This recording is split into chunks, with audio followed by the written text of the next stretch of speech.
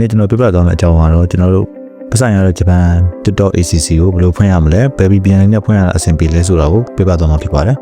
ဗီဒီယိုမစတင်ခင်မှာကျွန်တော်ရဲ့ channel ဟာနေပညာနဲ့ပတ်သက်တဲ့ tutorial ကိုနေ့စဉ်တင်ပေးနေမှာဖြစ်လို့ like and subscribe လေးလုပ်ပေးဖို့တောင်းဆိုပါတယ်ခင်ဗျပထမဆုံးအနေနဲ့ကျွန်တော်တို့ Chrome ကိုတင်းနေတာလုပ်ရမယ်နောက်ပြီးရင်ကျွန်တော်တို့လိုအပ်တဲ့ VPN နှစ်ခုပေါ့နော်ချမ်းနဲ့ skit ဆိုတဲ့ VPN နှစ်ခုကိုဒေါင်းထားပြီပါကျွန်တော်ဒေါင်းပြီးသွားပြီဆိုရင်ကျွန်တော်တို့ချမ်း VPN နဲ့ဝင်မယ်နော်ချမ်း VPN နဲ့ဝင်မယ်ဒီရတဲ့ US server ချိန်မယ်နောက်ပြီးရင်ပြန်ထွက်ပြီးပါ skit တဲ့ဝင်မယ် skit တဲ့ကဂျပန် server ကိုရွေးပြီးချိန်ရမှာပေါ့နော်အဲ့ဒီမှာ skit ကဒီတိုင်းချိန်ရင်ချိန်မရတဲ့ error ဖြစ်နေလို့ကျွန်တော်ချမ်းနဲ့ဝင်ရတာပေါ့နော်ဒီတော့ရတယ်ခုကတော့မရလို့ဝင်ရတာပေါ့နော်โอเคကျွန်တော်တို့ဒီချိန်ပြီးသွားပြီပေါ့နော်ချိန်ပြီးသွားပြီဆိုရင်ကျွန်တော်တို့ဒီ crown နဲ့ဝင်မယ် crown ထဲမှာ TikTok sign up ဆိုတဲ့ဟာလေးကိုနှိပ်ပေးပါအပေါ်ဆုံးက sign up TikTok ဆိုတဲ့ဟာလေးကိုနှိပ်ပေးပါ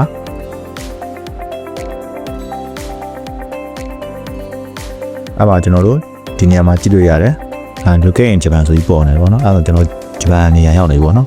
ဒီမှာစပြီးဖွင့်လို့ရပြီ use ဖုန်းက email နဲ့နောက်ပြီးရင်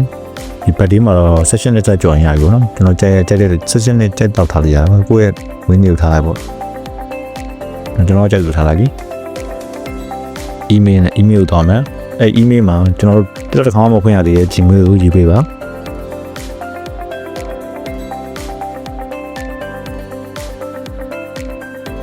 TikTok တစ်ခါမှမဖွင့်ရသေးတဲ့ Gmail ပေါ့နော်ကျွန်တော်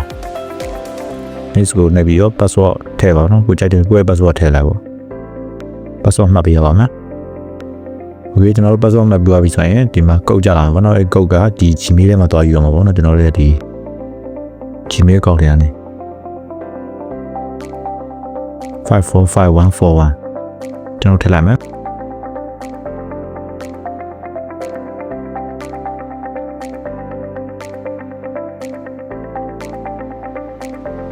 username ထည့်မယ် username ကြိုက်လို့ထည့်ရပါတော့ကိုကြိုက်တဲ့နာမည်ကိုထည့်မယ်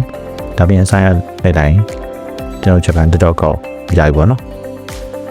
ကျွန်တော်ဘယ်လိုဆက်မလဲဆိုတော့ကျွန်တော်တို့ဒီ profile သွားမယ်အဲဒီအပေါ်ဆုံးအဆက်30လေးကိုနှိပ်မယ်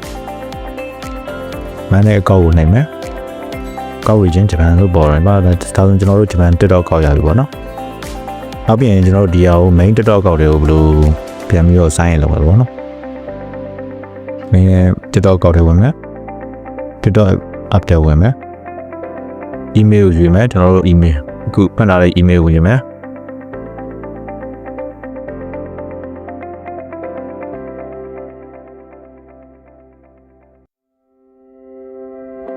ကိုရအောင်နော်ကိုကျွန်တော် email မှာတော့ဆက်မယ်